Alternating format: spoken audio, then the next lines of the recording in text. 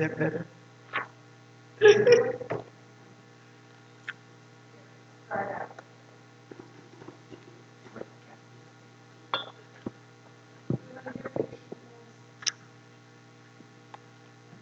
Da-da. Okay, and also good morning to my friends on Facebook. As you know by now, I'm Marcy Knox, and I'm your reader today. The theme for 2023, Living Out Loud. The theme for May is Light Within the Shadows.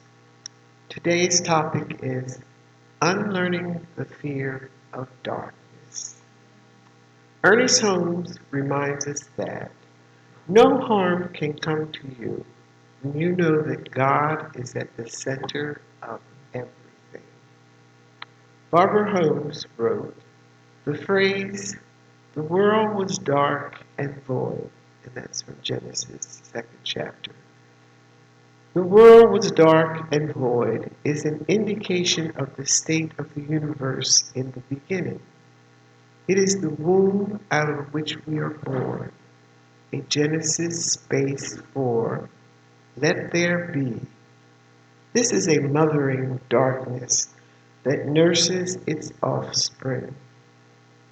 I am describing a darkness that strengthens us, where we can grow toward the light fed by the darkness. Brene Brown shares with us, only when we are brave enough to explore the darkness, we will discover the infinite power of our light. Let us mindfully affirm together. I release fear of the dark and open to new perspectives. And I bring back to you now Reverend Dr. Kathleen Johnson.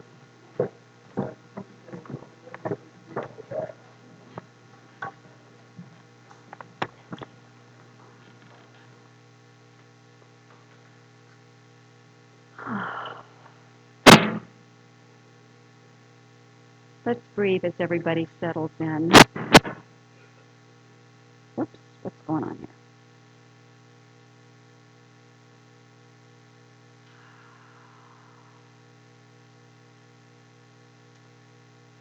Light within the shadows, unlearning the fear of darkness. This is a great topic.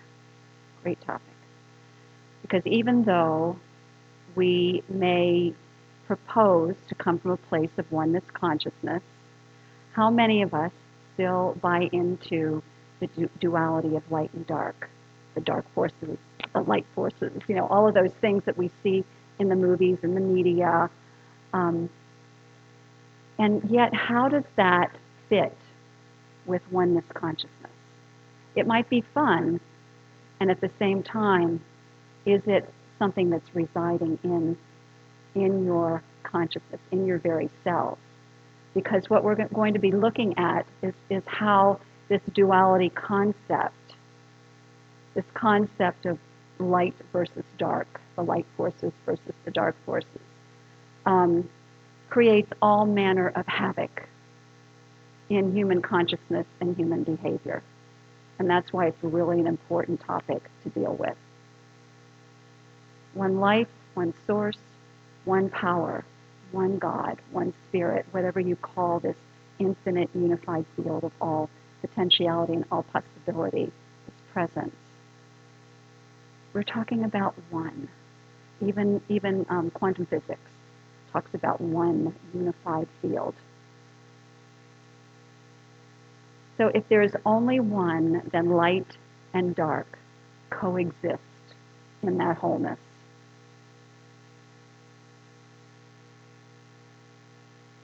They are essential parts of the one.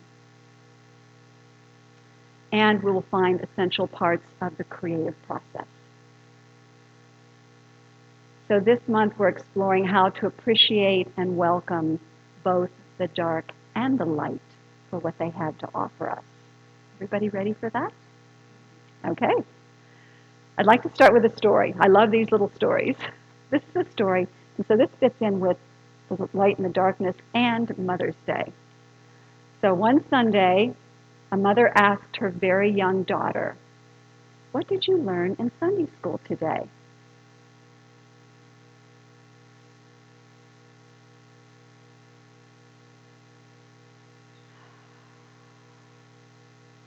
The daughter said, "We learned to be scared.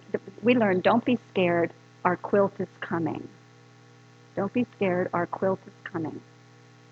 The mother was perplexed and then really curious, so she decided to walk over to the teacher. And she asked her what the lesson was about, and this is what the teacher said. She said, "Well, it's based on a scripture. It goes like this: Do not be afraid, thy comforter is coming." I love that. Children, I've heard that a lot. I don't know if you, but how they interpret things and they just kind of fit it into whatever their reality is. So, perfect. So, fear of the dark. What is it?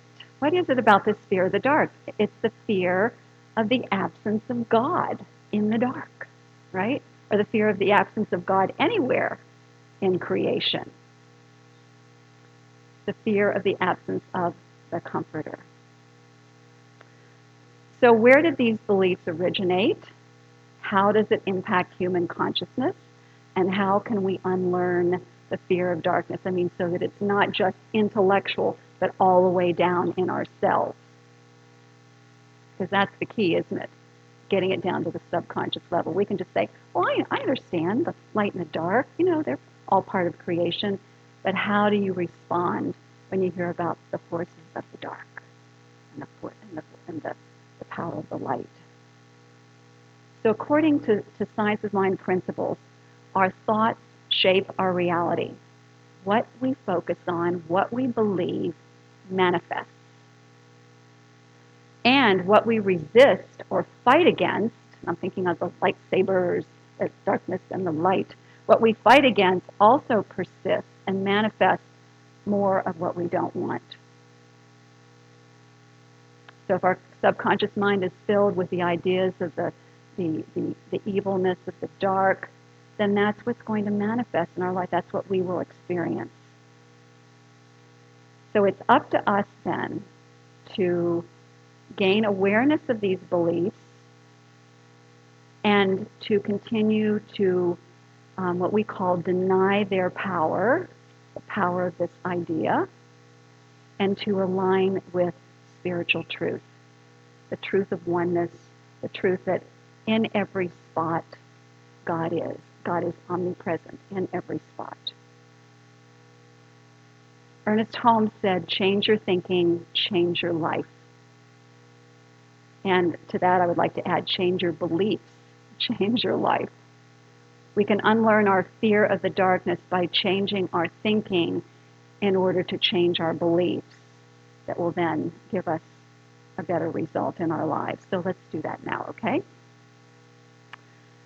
I love the Byron Katie method. Is it true? Are you absolutely sure it's true? How do you live or how do you feel if you believe that thought? And who would you be if you were free of that thought? I love that form of inquiry. It's a great way of checking in with things that create fear. And also understanding it's not that thing that's creating the fear, it's what I believe about that thing that's creating the fear. So how did these myths get started? It goes right back to the survival instinct of humanity. So eons ago, humans depended on the daylight to accomplish all the things that they needed to do to survive, to get food, water, and also to be able to see far distance if there was something dangerous coming in their direction. And so the nighttime then became a something that where vision was impaired, that the families and tribes learned to hang around in the caves around the fire where it was safe. And so they wanted to teach their children to do the same. They didn't want their children running off in the middle of the night and getting into trouble. So what did they do? They made up stories. They made up stories about the things that go bump in the night, the things that lurk in the night, these evil creatures or whatever they are, the monsters in the night. And that was passed down through the ages, so that the darkness became a place associated with evil, things that we don't want, danger.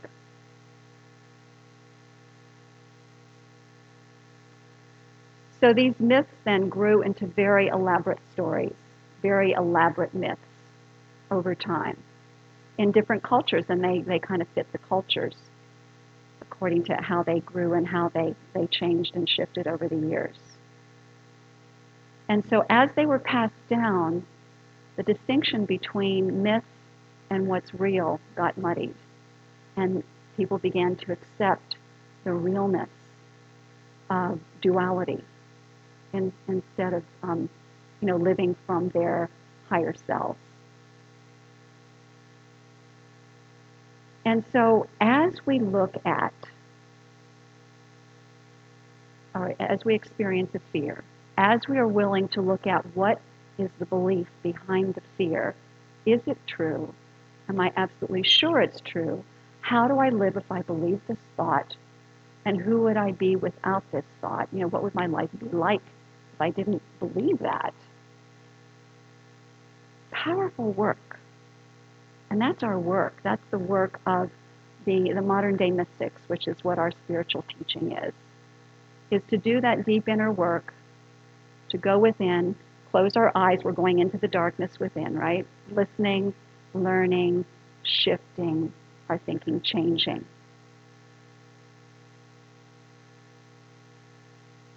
And so it is through open-mindedness, through the power of curiosity, the power of asking powerful questions like I just offered you, that we begin to dismantle the belief structure of duality so that we can more fully live in the present moment. And that doesn't mean that you still don't teach your children certain things that they need to know to stay safe, but it's in the context of the wholeness and the oneness of life.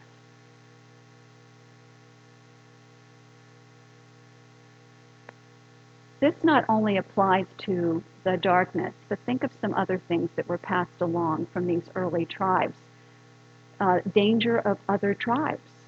Other tribes were dangerous.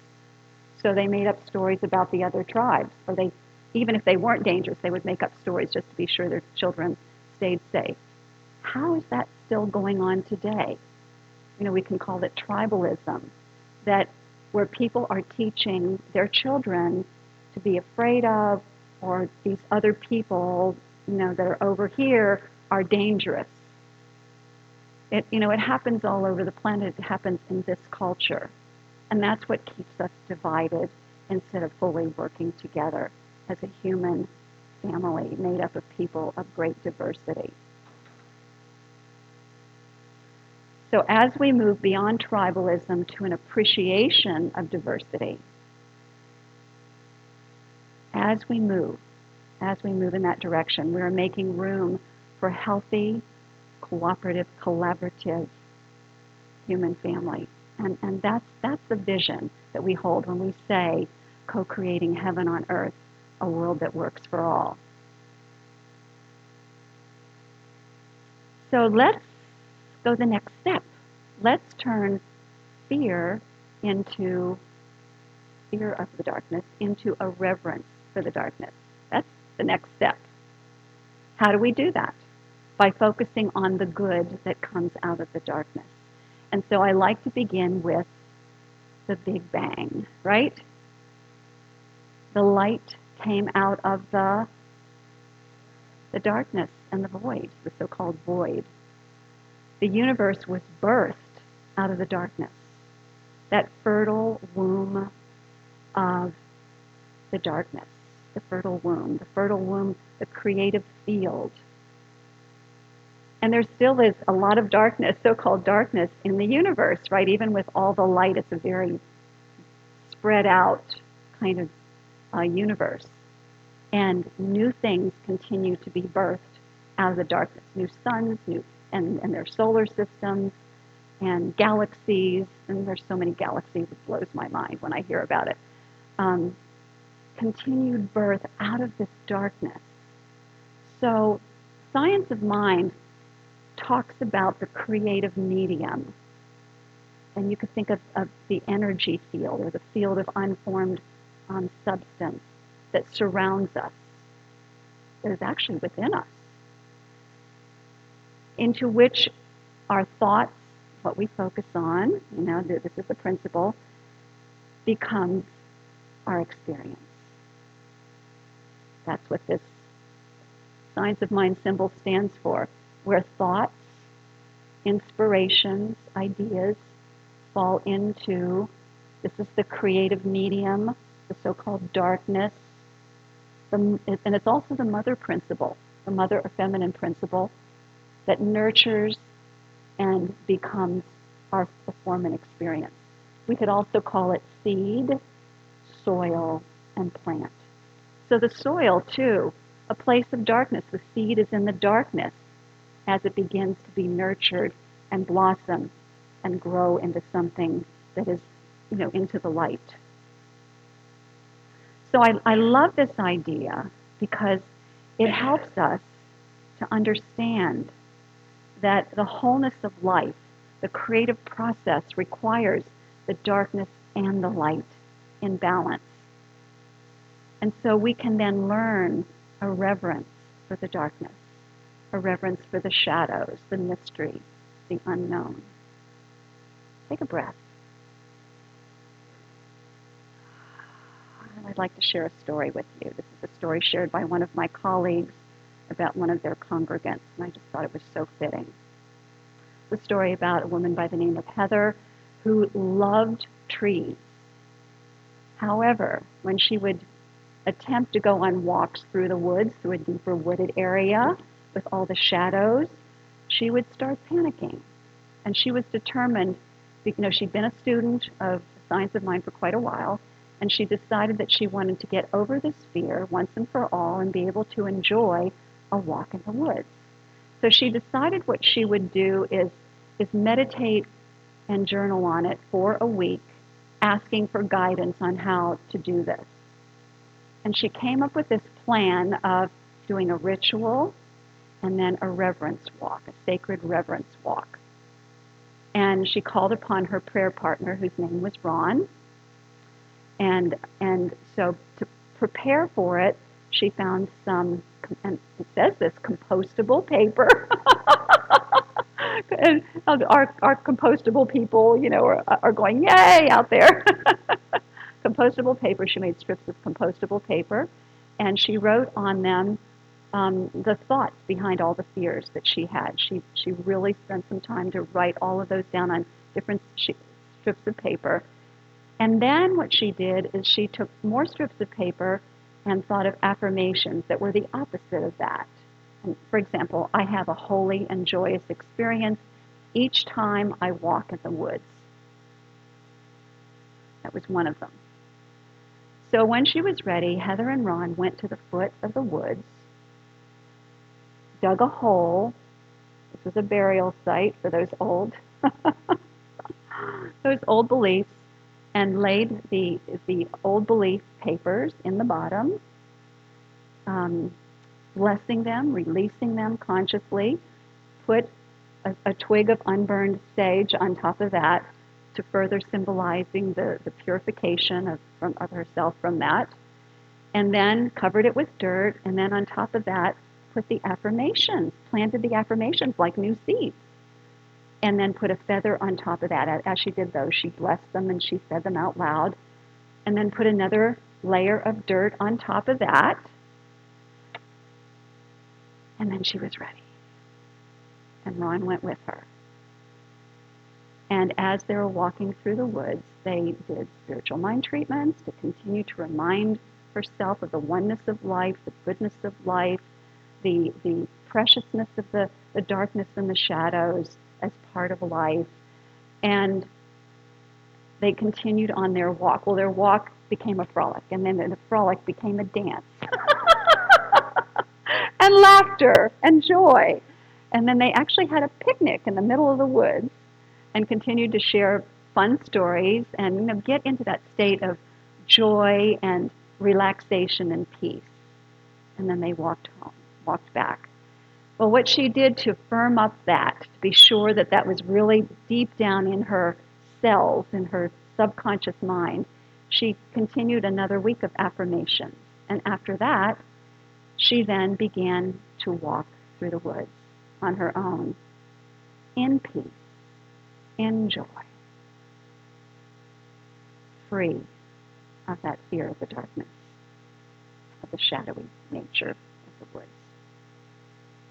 Beautiful template, isn't it, for combining affirmation, what we call, the prayer we call spiritual mind treatment, and ritual, combining all of those different aspects in order to create deep internal change. We can all do that, whatever it is that might still be holding you back, wherever your anxiety might be. And please call upon me, one of your congregants, or maybe one of your practitioners to support you in that. Because each one of us, as each one of us does this inner work, we not only uplift ourselves, we uplift our community, we uplift everyone we touch. We truly, because we're interconnected with all life, we are uplifting all life. So this is turning fear into reverence, and then also claiming the darkness as a safe haven. And how do you do that? Well, one of the ways that I thought would be a great idea is to understand how precious the darkness is to the unborn child. It's the womb, safe, receiving nurturance, just a wonderful, wonderful, warm place to be. How many of you like to every once in a while get up into the fetal position when you're sleeping? It's very comforting. So if we begin to see the darkness from that perspective, it's a great way to shift the paradigm and claim the darkness as a beautiful, safe haven in which we can grow, expand, and unfold. And so, when we close our eyes, and when I meditate, I got this little pillow actually from Kelly that has lavender in it. And I put the little pillow over my eyes, and so I have the lavender and the darkness. And it's a really powerful way to do meditation for me.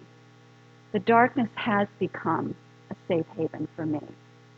And I know that it can be for you if it isn't already. So let's breathe, yawn, and stretch 3 times. And then what I'd like you to do is ask yourself, you can close your eyes if you want to, what is my major insight about darkness? What is my major insight about the darkness? And then I'd like you to turn to 1 or 2 other people and share. Okay?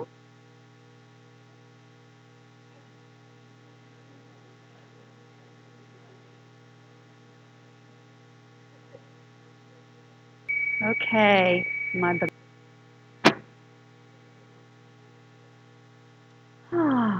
let's take a breath.